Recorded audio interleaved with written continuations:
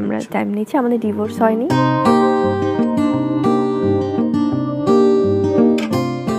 সম্প্রতি একটি বেসরকারি টেলিভিশনের সাক্ষাৎকারে চিত্রনায়িকা বুবলি তার ক্যারিয়ার, সন্তান শেহজাদ ও ব্যক্তিগত জীবন নিয়ে বেশ খোলাখুলি কিছু কথা বলেন।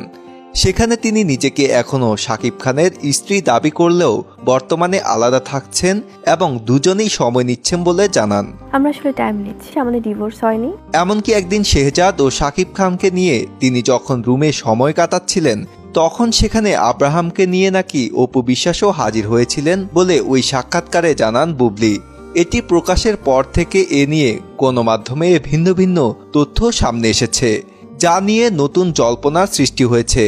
গণমাধ্যমে এরই মধ্যে খবর এসেছে বুবলির এমন কথায় নাকি বিরক্ত শাকিব খান আর অভিমান করেছেন অপু। পাল্টাপাল্টি নানা অভিযোগ নিয়ে বাংলাদেশ প্রতিদিনের কাছে এবার মুখ খুললেন অপু বিশ্বাস। শেহজাদের মা উনি যেটা বলেছেন যে আমি শেহজাদ এবং শাকিব খান আমরা একটা প্রাইভেট টাইম বা কিছু একটা টাইম কাটাচ্ছিলাম, সেই সময় উনি এসেছেন। অপু আরো বলেন, আসলে এসব কথার ব্যাখ্যা দেওয়ার রুচি আমার নেই, কারণ প্রত্যেক মানুষেরই একটা ব্যক্তিত্ব থাকে।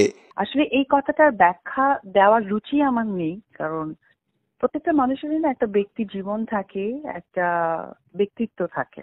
ওই দিনটা হচ্ছে প্রথম রোজার দিন, একদম ফার্স্ট রোজা। তো ফার্স্ট রোজার দিন আমাকে আগেই বলেছিল আমার শাশুড়ি এবং আমার ননদ, আমি বেশ কিছু সময় ওরা দেখেছিল যে আস্ত খাসির একটা ডালা পাওয়া যায়, যেটা আমার বেশ কিছু ফেসবুক বা কোনো একটা জায়গায় প্রমোশনালি আমার ননদ আমার শাশুড়ি দেখেছে।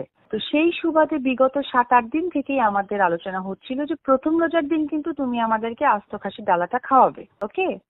তো আমি বললাম যে আচ্ছা ঠিক আছে। তো যেহেতু এটা একটা 3 to 4 days এর একটা প্ল্যানিং থাকে, তো যাদেরকে আমরা অর্ডার করব, তো ওই রকম ভাবেই আমি অর্ডার করেছি এবং ওদেরকে আমার বলা ছিল যে খাসিটা আমি নিজে হাতে কিনে দিব, তাহলে তোমরা করতে পারবে। অ্যান্ড এটা মিউচুয়ালি আমাদের প্ল্যানিং, আমি, আমার শাশুড়ি, আমার ননদ, আমাদের ফ্যামিলিগত প্ল্যানিং। যেহেতু ফার্স্ট রোজা প্রায় 1 বছর পর শাকিব বাসায় আছে, সেই সুবাদে আসলে আমাদের মিউচুয়ালি একটা প্ল্যানিং। সেই প্ল্যানিং এর যথারীতিভাবে ওটা ফার্স্ট রোজার দিন আসলে যে দিনটার কথা উনি উল্লেখ করে বলছেন। আমাকে বলা হলো, তা আমি 2-3 দিন আগে এরকম অর্ডার করেছি একটা ডালা যে আস্ত খাসি। তারপরে সেই সুবাদে ইফতারির আমি তো নিশ্চয়ই বাসায় অনেক আগে থেকেই আছি। আমাদের মিউচুয়ালি প্ল্যানিং এইভাবে আমরা ফার্স্ট ইফতারটা করব। তো বলেছে আচ্ছা ঠিক আছে। সে স্বাভাবিকভাবেই আমি অর্ডার করেছি 3 দিন আগে, যেটা প্রথম রোজার দিন আমরা ওটা হাতে পেয়েছি।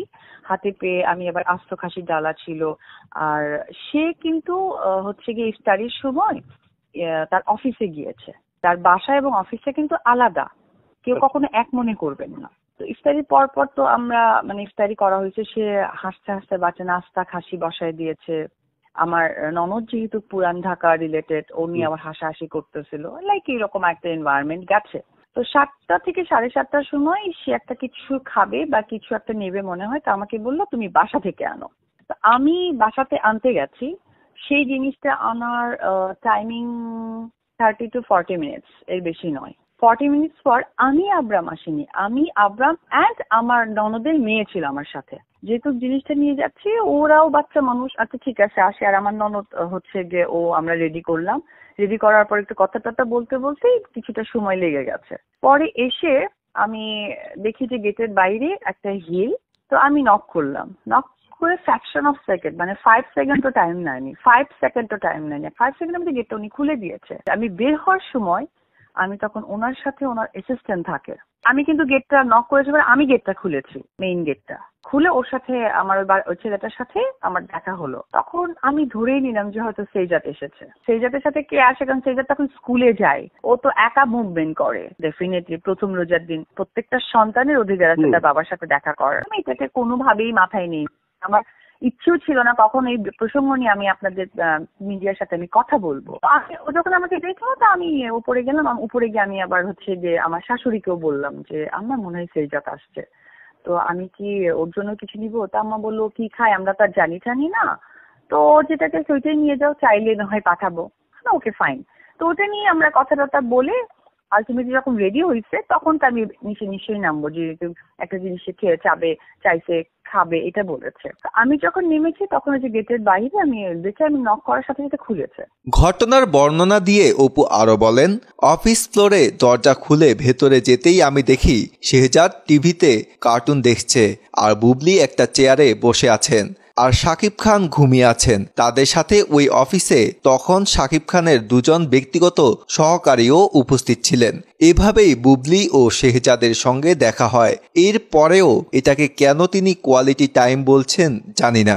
বাচ্চা খেলছিল, বাচ্চা রুমে টিভিতে ওয়েলস অন দ্য বাস দেখছিল, আর সে একটা চেয়ার দেওয়া ওখানে রুমের মধ্যে দেখলাম চেয়ার নিয়ে, মানে এবং আমি ওই সময় তখন আমি নোটিস করলাম যে হয়তোবা উনি তার অ্যাসিস্ট্যান্ট সহকারে ওই বাসায় যে দুজন ছেলে থাকে সাকিবের সাথে সারাক্ষণ, তাদেরকে বোঝানোর কারণে হয়তো বা রুমটা লক করেছে, আদার্স কোনো কারণই নাই। উনি বারবার মানুষকে জানানোর চেষ্টা করছে, বারবার মানুষকে বোঝানোর চেষ্টা করছে। তো এটা ছাড়া কোনো কারণ নেই। আর উনি যেটা বলেছেন আমি আবরাম না, আমার সাথে আমার ননদের মেয়েটাও ছিল নামিরা, ঠিক আছে, কারণ আমি তো বাসাতেই ছিলাম, আমি হঠাৎ করে ওনার জন্য আসি নাই। তো উনি যেটা মানুষের কাছে প্রুফ করতে চান, ভেরি অড। হ্যাঁ, আর সব থেকে ইম্পর্টেন্ট ব্যাপার হচ্ছে উনি নিজে ছোট হচ্ছেন নাকি কাউকে ছোট করার চেষ্টা করছেন আমি জানি না। আমি খালি এটুকুই বলবো ওনার উদ্দেশ্যে, যদি ওনাকে নিয়ে ওনার নামটা ধরায়, ওনাকে নিয়ে কথা বলার বিন্দু মাত্র রুচিতে আমার আসে না, এখন আরো আসছে না। কারণ যেখানে শেহজাদ থাকে সেখানে বারবার উনি আজকে বিগত 1 বছর ধরে একই ওয়ার্ড বারবার উনি রিপ্লাই করছেন যে আমরা একটা কোয়ালিটি টাইম। তো শেহজাদের যেহেতু এখানে আবির্ভাব আছে, কোয়ালিটি টাইমটা বারবার আমার দর্শক বা ফ্যান ফলোয়ার কাছে তুলে ধরার কোনো যুক্তি আসে না। একটি সন্তানের পরিপ্রেক্ষিতে অনেক কিছুই আমরা সবাই দর্শক থেকে আমরা সকলেই অ্যাডাল্ট এবং বুদ্ধিমান, এবং উনি বেশ কিছু জায়গায় উল্লেখ করছেন তার সন্তান নাকি তাদের কোয়ালিটি টাইম করার জন্য নিজেই চলে যায়। সন্তান নিছকে এতটা ছোট, কোয়ালিটি টাইম সম্বন্ধে ফ্যান ফলোয়ার ছাড়া আপাতত সন্তান বোঝার ক্ষমতা হয়নি। তো আসলে এটা কি উনি একজন কর্পোরেট ব্যক্তিত্বকে ছোট করতে চাচ্ছেন নাকি উনি নিজে ছোট হচ্ছেন আমার বোধগম্য আসে না। বাট উপরআল্লাহর কাছে, আল্লাহ তাআলার কাছে আমি প্রে করি আল্লাহ যেন ওনার হেদায়েত দান করে।